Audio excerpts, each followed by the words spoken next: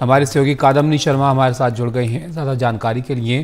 कादम्नी, Iran जो है वो काफ़ी वक्त से, काफ़ी दिनों से इस बात को लेकर चेता रहा है लगातार कि हमले जो है इसराइल रोके, लेकिन अब खबर यह है कि युद्ध अभ्यास ईरान की सेना ने यहाँ पर शुरू किया है।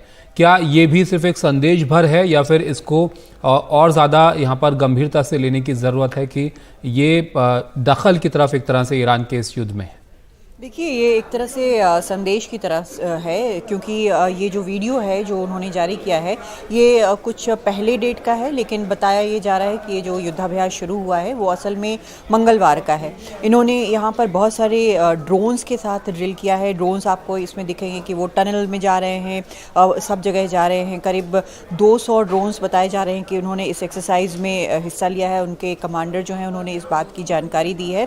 उसके अलावा उन्होंने एक अमेरिकी वॉरशिप की भी बात की है, हालांकि उन्होंने ये नहीं कहा है कि ये अमेरिकी वॉरशिप है। तो इन ड्रोन्स के ज़रिए ये आरोप इजराइल का भी है, अमेरिका का भी है कि लगातार ईरान के जो प्रॉक्सीज़ हैं उनके साथ मिलकर जो काम कर रहे हैं, ईरान उनको पीछे से सपोर्ट दे रहा है, वो जो हैं वो हमले कर रहे हैं। आपको याद होगा कि आज यानी बीती रात अमेरिका की तरफ से ये कहा गया कि उन्होंने कम से कम 2 ऐसे फैसिलिटीज़ पर स्ट्राइक किया है, एयर स्ट्राइक किया है, जो कि ईरान के साथ जुड़े हुए थे। दोनों स्टोरेज फैसिलिटीज़ थे, वहाँ पर कोई कैजुअल्टी हुई है या नहीं ये अभी साफ नहीं है, लेकिन इन दोनों को नष्ट किया गया है। अब इस पूरे हालात में जो मिडिल ईस्ट में हालात बने हुए हैं उसमें ईरान एक प्लेयर होना चाहता है, लेकिन बार बार यहाँ पर अमेरिका ने कहा है कि कोई थर्ड पार्टी इन्वॉल्व नहीं होगी। उनके वॉरशिप्स जो हैं वो मेडिटेरेनियन सी में खड़े हैं। यूके ने भी अपने ऐसे नेवल फैसिलिटीज़ वहाँ पर भेजी हैं। तो इस तरह से एक तरह से घेर कर ईरान को रखा गया है। ऐसे में वहाँ पर ईरान जो है वो लगातार बयान दे रहा है। उसके विदेश मंत्री ने यूएन में जाकर कहा कि अगर ऐसा गाज़ा पर हमले नहीं रुकते हैं तो एक जो आँच जो है वो अमेरिका पर भी आएगी।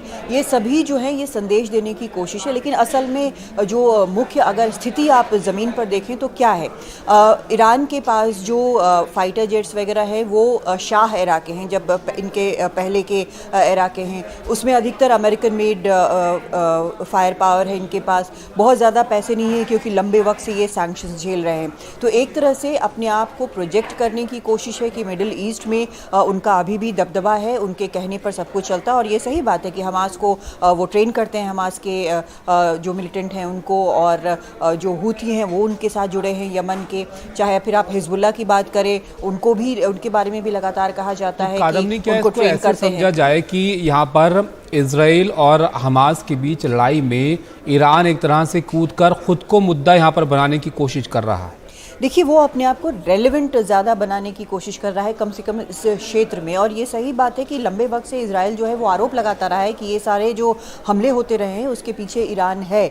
लेकिन क्या ईरान सच में, अगर एक लड़ाई जो है बड़ी होती है तो क्या सच में डायरेक्टली उसमें इन्वॉल्व होगा, ये बड़ा मुश्किल है कहना, क्योंकि क्या उस तरह के संसाधन उसके पास है। इतने वक्त सैंक्शन झेलने के बाद लगता नहीं है कि ऐसा है, लेकिन ये ज़रूर है कि उस इलाके में अपने दबदबे को कायम करने के लिए ईरान भी इस तरह की मैसेजिंग कर रहा है। और जी चलिए, शुक्रिया कादम्नी आपका इस सब जानकारी के लिए। तो बड़ी खबर यहाँ से इस लड़ाई से ये आई कि ईरान की तरफ से युद्ध अभ्यास जो है वो किया गया है, और ये जो जंग है ये आप जानते हैं अब कई दिन इसमें हो चुके हैं, और 3000 बच्चों समेत 7000 लोगों की इसमें मौत हो चुकी है। और यहाँ तक कि यूरोपियन यूनियन भी अब युद्ध रोकने की अपील यहाँ पर कर रहा है, क्योंकि गाज़ा की तस्वीरें भी कुछ सामने आई हैं जिसमें काफ़ी विनाश यहाँ पर अब तक इस लड़ाई में हो चुका है। लेकिन ईरान के रुख को लेकर लगातार चिंता बनी हुई है, और एक बार फिर से एक तरह से चेतावनी ईरान की तरफ से जो है ये वीडियो जारी करके दी गई।